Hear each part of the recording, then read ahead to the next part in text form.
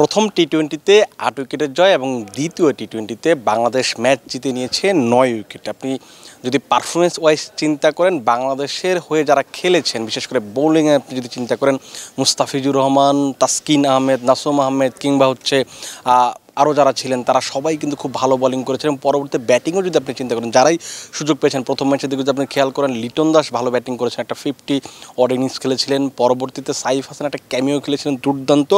এবং সেকেন্ড ম্যাচে আপনি যদি খেয়াল করেন, তানজিদ হাসান তামিম তিনিও 50 করেছেন। আপনি যদি ব্যক্তিগত পারফরমেন্স চিন্তা করেন, এই প্রথম দুটো ম্যাচে আপনি বেশ কজন পারফর্মার খুঁজে পাবেন যারা কিনা বাংলাদেশকে ম্যাচ জেতাতে বেশ বড় ভূমিকা রেখেছে। কিন্তু তারপরও এই যে দুটো ম্যাচ জিতে বাংলাদেশ সিরিজটা জিতে নিয়েছে, তারপরে কিন্তু অনেকগুলো প্রশ্ন সামনে আসছে। আমরা গতকালও বলছিলাম যে এই যে বাংলাদেশের দুটো ম্যাচ জিতে নিল, সেখানে কি আসলে এশিয়া কাপের পারফেক্ট প্রস্তুতিটা হলো কিনা সেটা নিয়ে কিন্তু স্বাভাবিকভাবেই প্রশ্ন হচ্ছে। তার একটা বড় কারণ হচ্ছে যে যেহেতু আপনি যদি দলটার সাথে তুলনা করেন, নেদারল্যান্ডসের সঙ্গে তুলনা করেন, তুলনামূলক একটু শক্তিশালী বাংলাদেশ থাকবে, তবু এমন একটা দলের বিপক্ষে টস জিতে কেন ব্যাটিংয়ের সিদ্ধান্ত নেওয়া হলো না? পাশাপাশি যেহেতু শিশিরের একটা ব্যাপার থাকবে বা ডিউ একটা ফ্যাক্টর হিসেবে কাজ করবে আবুধাবিতে, ওই ব্যাপারটা মাথায় রেখে বাংলাদেশ কেন পরে বোলিংয়ের চেষ্টাটা করলো না? ডিউ থাকলে কী ধরনের বোলিং করতে হবে? কারণ হচ্ছে যে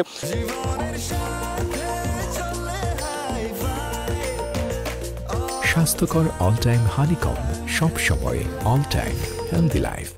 আমরা যদি খেয়াল করি, গত মে মাসে বাংলাদেশ সংযুক্ত আরব আমিরাত সফরে গিয়েছিল। সেই সফরে কিন্তু দ্বিতীয় ম্যাচটা খুব সম্ভবত প্রায় 200 রান করেছিল। সেই ম্যাচ বাংলাদেশ জিততে পারেনি পরে বোলিং করে। এবং লিটন দাস সেই সময় বলেছিলেন যে শিশিরের কারণে বোলাররা ঠিকঠাক বোলিং করতে পারছে না। আপনি যদি পাকিস্তান সিরিজে খেয়াল করেন, সেইখানেও কিন্তু একটা ম্যাচ বা শেষ ম্যাচটা খুব সম্ভবত আমরা 196 কিংবা 191 রান করেছিলাম। সেই ম্যাচটা তো বাংলাদেশের বোলাররা ডিফেন্ড করতে পারেননি। এবং ওই ম্যাচটা পাকিস্তান খুব সম্ভবত 16 কিংবা 17 ওভারে ম্যাচটা জিতে নিয়েছিল। এবং এই যে এশিয়া কাপে আমরা আবুধাবিতে খেলতে যাচ্ছি, সেখানেও গিয়ে আমাদের তার ডিউ ফ্যাক্টর সমস্যায় পড়তে হতে পারে। এটার প্রস্তুতির জন্য বা ওই চ্যালেঞ্জটা নেওয়ার জন্য বোলারদের একটা পারফেক্ট প্রস্তুতি হতো এই নেদারল্যান্ড সিরিজ, কিন্তু বাংলাদেশ কিন্তু সেই ব্যাপারটা মাথায় নেয়নি। পাশাপাশি আপনি যদি ব্যাটিংয়ের কথা বলেন, ব্যাটিংয়েও কিন্তু ব্যাটসম্যানরা বড় ইনিংস খেলার, 200 রান করা বা 250 রান করার যে একটা মনোভাব দরকার বা অভ্যাস দরকার, যেটা লিটন দাস একদম সিরিজ শুরুর আগে বলেছিলেন যে আমাদের 200 কিংবা 250 রান করার এখনও অভ্যস্ততা নেই, আমরা চেষ্টা করবো সামনে করার জন্য। কিন্তু আমার কাছে মনে হয় এই সিরিজের প্রথম দুটো ম্যাচে লিটন দাসরা ওই চেষ্টার পরিবর্তে এশিয়া কাপে ম্যাচ জেতার, এশিয়া কাপে ভালো প্রস্তুতি নেওয়ার পরিবর্তে সিরিজটা কীভাবে জেতা যায়, একটা কনফিডেন্স কীভাবে বিল্ড আপ করা যায়, সেই ব্যাপারগুলো একটু চিন্তা বেশি করেছে। এবং আগামীকাল একটা ম্যাচ রয়েছে বাংলাদেশের শেষ ম্যাচ এশিয়া কাপের আগে, এবং এই সিরিজেরও শেষ ম্যাচ। সেই ম্যাচে আমরা হয়তো কিছু পরিবর্তন দেবো, সেই ব্যাপারগুলো নিয়ে হয়তো আমাদের একটু আলোচনা করা যেতে পারে। যে জিনিসটা হচ্ছে যে বাংলাদেশ অনেক দিন পর আরও একটা হোয়াইট ওয়াশ করার সুযোগ পাচ্ছে। কারণ আমরা দেখেছি গত ডিসেম্বরে খুব সম্ভবত আমরা ওয়েস্ট ইন্ডিজকে হোয়াইট ওয়াশ করেছি টি-20তে, 3 ম্যাচের টি-20 সিরিজে। এবার বাংলাদেশের আরেকটা সুযোগ থাকছে নেদারল্যান্ডসকে হোয়াইট ওয়াশ করা। তার আগে যদি আপনি চিন্তা করেন, ইংল্যান্ডের বিপক্ষে এবং আয়ারল্যান্ডের বিপক্ষে আমাদের 3 ম্যাচের যে টি-20 সিরিজগুলো হচ্ছে, সেখানে আমরা তাদেরকে হোয়াইট ওয়াশ করেছি। এরকম একটা ম্যাচে বাংলাদেশ নিশ্চিতভাবে একটা পরীক্ষা নিরীক্ষা করার চান্স নেবে। লিটন দাসও কিন্তু ওই সিরিজ শুরুর আগে বলছিলেন যে আমাদের যদি সুযোগ থাকে আমরা পরীক্ষা নিরীক্ষা করবো। এবং কী ধরনের পরীক্ষা নিরীক্ষা বাংলাদেশ আগামীকাল করতে পারে, অর্থাৎ তৃতীয় টি-20তে করতে পারে, সেটা নিয়ে একটু আলোচনা করতে। আমার কাছে মনে হয় যে বেশ কিছু পরিবর্তন আমরা দেখলেও দেখতে পারি। এটা একটা বড় কারণ যে যেহেতু অনেকেই ব্যাটিং করার সুযোগ পান। আপনি যদি পুরো এই দুটো ম্যাচে দেখেন, 4 জন ব্যাটসম্যান শুধুমাত্র খেলার সুযোগ পেয়েছেন, তানজিদ হাসান তামিম, পারভেজ হোসেন ইমন, লিটন দাস এবং হচ্ছে পারভেজ হোসেন ইমন, লিটন দাস, তানজিদ হাসান তামিম এবং সাইফ হাসান, এই 4 জনই ব্যাটিং করার সুযোগ পেয়েছেন। এবং 40 ওভারের জায়গায় বাংলাদেশের ব্যাটাররা কিন্তু 26.4 ওভার ব্যাটিং করার সুযোগ পেয়েছেন। কারণ তার আগেই বাংলাদেশ ম্যাচটা জিতে নিয়েছে। অর্থাৎ দুটো ম্যাচে যদি আপনি হিসাব করেন, একটা ম্যাচে খুব সম্ভবত 39 বল বাকি ছিল, আর একটা ম্যাচে 41 বল বাকি ছিল। অর্থাৎ 80টা বল বাংলাদেশ খেলার সুযোগ পায়নি। আপনি যদি পারফরমেন্স চিন্তা করেন, সেটা 80টা বল খেললে বাংলাদেশ নিশ্চিতভাবে এখান থেকে 100 কিংবা তার চেয়ে বেশি রান করতে পারতো। এখন কথা হচ্ছে কী ধরনের পরিবর্তন আসতে পারে, সেটা হচ্ছে যে আপনি যদি টপ অর্ডার একটু খেয়াল করেন, আমার কাছে কেন জানি মনে হয় যে প্রথম দুটা ম্যাচ যেহেতু তানজিদ হাসান তামিম একটু বেশ ভালো খেলেছেন, গত ম্যাচে তিনি একটা হাফ সেঞ্চুরি করেছিলেন, তার আগের ম্যাচে একটা 20 ওভার একটা ইনিংস ছিল, খুব সম্ভবত 29 রানে একটা ইনিংস খেলেছিলেন, সে কারণে হয়তো তাকে একটা রেস্ট দেওয়া হতে হবে। পারভেজ হোসেন ইমন যদি দুটো ম্যাচেই ভালো শুরু পেয়েছিলেন, কিন্তু ওটা একটা বড় ইনিংস খেলতে পারেনি, সেক্ষেত্রে তাকে হয়তো তৃতীয় ম্যাচেও একটা সুযোগ দেওয়া হতো, অর্থাৎ তাকে খেলানো হবে। পাশাপাশি আমার কাছে মনে হয় যে সাইফ হাসানকে কালকে ওপেনিংয়ে প্রমোশন দেওয়া হতে পারে, যে এই দুজন ওপেনিং করবেন, তারপর 3 নম্বরে লিটন দাস বিশ্বাস খেলবেন, 4 নম্বরে তাওহিদ হৃদয় থাকবেন, 5 নম্বরে জাকের আলী অনেক থাকবেন। এই 5টা স্লট আমার কাছে মনে হয় যে মোটামুটি ফিক্সড। এই 5টার জায়গায় শুধুমাত্র ওই যেটা বললাম যে তানজিদ হাসান তামিমের জায়গায় খুব সম্ভবত সাইফ ওপেনিং করবেন, এটা হয়তো থাকতে পারে। এবং এই শেষের দিকে একটু পরিবর্তন আসতে পারে।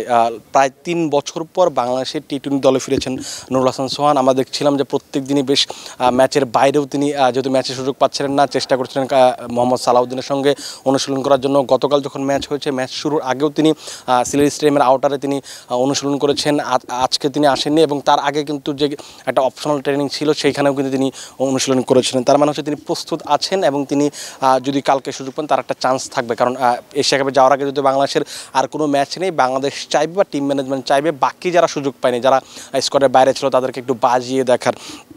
সেক্ষেত্রে আপনি যদি 6 নম্বরে নুরুল হাসান সোহানকে দেখেন, আমার কাছে মনে হয় না যে খুব বেশি অবাক হওয়ার থাকবে। আরেকটা ব্যাপার থাকতে পারে যে নুরুল হাসান সোহান খেললে তাহলে কি শামীম হোসেন পাটোয়ারি খেলবেন না? শামীম হোসেন পাটোয়ারি এখনও ফিট কিনা সেটা এখনও বলা যাবে না, যদিও তিনি প্রত্যেক দিনই কিন্তু প্র্যাকটিস করছেন। গতকালও তিনি ম্যাচের আগে প্র্যাকটিস করেছেন, আজকেও তিনি প্র্যাকটিস সেশনে এসেছিলেন, কিন্তু তিনি খেলবেন কিনা সেটা আমরা এখনও নিশ্চিত না। কারণ আজকে কিন্তু প্রেস কনফারেন্সকে বিসিবি বা বাংলাদেশ টিমের পক্ষ থেকে কেউ কিন্তু কথা বলেন, তাই আমরা এই প্রশ্নটার উত্তর জানতে পারিনি। তো ধারণা করা হচ্ছে যদি ফিল সিমন্স যেমন বলছিলেন যে জাকের আলী শামীম হোসেন পাটোয়ারি আরও বেশ কয়েকদিন সময় লাগবে, তিনি তৃতীয় টি-20 আসলে ফিট কিনা সেটা হয়তো কালকে আমরা একটু বুঝতে পারবো। সেক্ষেত্রে হয়তো তিনি যদি খেলেন সেক্ষেত্রে আরও পেছনের দিকে একটু পরিবর্তন আসতে পারে। এবং নাসুম আহমেদ গত ম্যাচে তিনি বেশ ভালো বোলিং করেছিলেন এবং পরবর্তীতে শেখ মেহেদী প্রথম দুইটা ম্যাচ খেলেছেন, তাকে হয়তো রেস্ট দেওয়া হতে পারে। এখন আপনি বলতে পারেন যে একজন বাহাতির সঙ্গে একজন অফ স্পিনার তো রাখা হচ্ছিল বাংলাদেশ দলে, সেক্ষেত্রে মেহেদীকে যদি বাদ দেওয়া হয় তাহলে ওই বোলিং অপশনটা হয়তো একটা কমে যেতে পারে। সেক্ষেত্রে আমার কাছে মনে হয় যেহেতু সাইফ বোলিং করতে পারেন, তাকে 2 ওভার কিংবা 3 ওভার যদি বোলিং করানো হয়। পাশাপাশি শামীম হোসেন পাটোয়ারিকে আমরা দেখেছি লাস্ট সিরিজগুলোতে তিনি বোলিং করেছেন, শ্রীলঙ্কাতে বোলিং করেছিলেন এবং পাকিস্তানে বিপক্ষে যখন খেলেছে ওই সময়টাতে কিন্তু তিনি বোলিং করেছেন। তার মানে ওই দুজন মিলে যদি 3-4 ওভার বোলিং করতে পারেন তাহলে আপনার তো আসলে খুব বেশি একজন পুরোপুরি একজন বিশেষজ্ঞ অফ স্পিনার খুব বেশি প্রয়োজন হবে না। আপনি যদি পেস ইউনিটে দেখেন সেখানেও বেশ কিছু পরিবর্তনের জায়গা রয়েছে। তানজিম হাসান সাকিব গত ম্যাচটা খেলেছেন, যদি প্রথম ম্যাচটা তিনি খেলার সুযোগ পান, তাকে আবার হয়তো তিনি গতকালও ভালো বোলিং করেছেন এবং তৃতীয় ম্যাচেও তাকে হয়তো সুযোগ দেওয়া হবে। পাশাপাশি আর পেস বোলিং যদি আর দুটো অপশন দেখেন সেক্ষেত্রে যেটা হবে যে মুস্তাফিজুর রহমান এবং তাসকিন আহমেদ যেহেতু প্রথম 2টা ম্যাচ খেলেছেন এশিয়া কাপের আগে, তাদের হয়তো ওয়ার্কলোড ম্যানেজমেন্টের চিন্তা করে হয়তো দুজনকে রেস্ট দেওয়া হতে পারে। সেক্ষেত্রে হয়তো আমরা আবার প্রথম ম্যাচের মতো শরীফুল ইসলামকে ব্যাক করতে দেখবো। শরীফুল ইসলামের পাশাপাশি আরেকটা পেস বোলিং অপশন বাড়তে পারে, সেটা হচ্ছে সাইফুদ্দিনকে হয়তো সুযোগ দেওয়া হতে পারে। আপনি যদি তাসকিন এবং মুস্তাফিজকে যদি আপনি রেস্ট দেন, আপনার স্কোয়াডে কিন্তু এর বাইরে কিন্তু আর কোনো পেসার নেই। সেক্ষেত্রে আমার কাছে মনে হয় যে কালকে মোহাম্মদ সাইফুদ্দিনও সুযোগটা পেয়ে যাবেন। এই হতে পারে আমার কাছে মনে হয় যে প্রবাবল 11টা 4টা পরিবর্তন আমি এক্সপেক্ট করছি। আবার হতে পারে যে 2-3টা পরিবর্তন হয়েছে, আবার এর চেয়ে বেশি পরিবর্তনও হতে পারে। আপনারা সিলেট আন্তর্জাতিক ক্রিকেট স্টেডিয়াম থেকে আমি মমিনুল ইসলাম বিদায় জানাচ্ছি। আপনারা কমেন্ট বক্সে জানাতে পারেন আপাতত যে বাংলাদেশের একাদশটা কেমন হতে পারে, কয়টা পরিবর্তন হতে পারে, কে খেলার কার খেলার সম্ভাবনা রয়েছে, সে ব্যাপারে কিন্তু আপনারা কমেন্ট বক্সে জানাতে পারেন। আপাতত আপনারা ভালো থাকুন, সুস্থ থাকুন এবং ক্রিক ফ্রেঞ্জির সঙ্গে থাকুন।